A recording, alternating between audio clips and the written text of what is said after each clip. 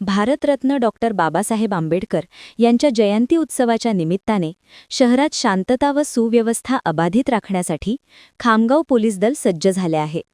जिल्हा पोलीस अधीक्षक निलेश तांबे यांच्या मार्गदर्शनाखाली आज 13 एप्रिल रोजी पोलीस कवायत मैदान येथे दंगा काबू योजनेची प्रभावी रंगीत तालीम घेण्यात आली आणि त्यानंतर शहराच्या मुख्य मार्गावरून रूट मार्च काढत संचलन करण्यात आले.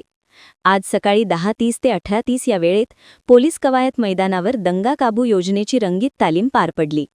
कोणत्याही परिस्थितीत कायदा व सुव्यवस्था बिघडू नये आणि आपत्कालीन स्थिती निर्माण झाल्यास तिला कसे हाताळावे याचे प्रात्यक्षिक यावेळी पोलीस दलाने सादर केले.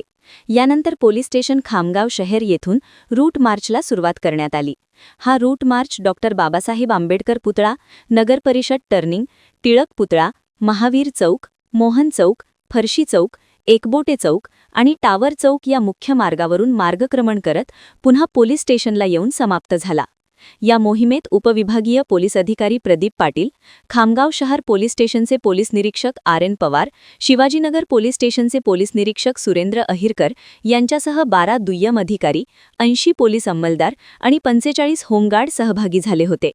कोणत्याही आपत्कालीन मदतीसाठी नगर परिषद खामगाव येथील अग्निशमन दल आणि सामान्य रुग्णालयाची रुग्णवाहिका वैद्यकीय चमूसह या सरावात तैनात होती.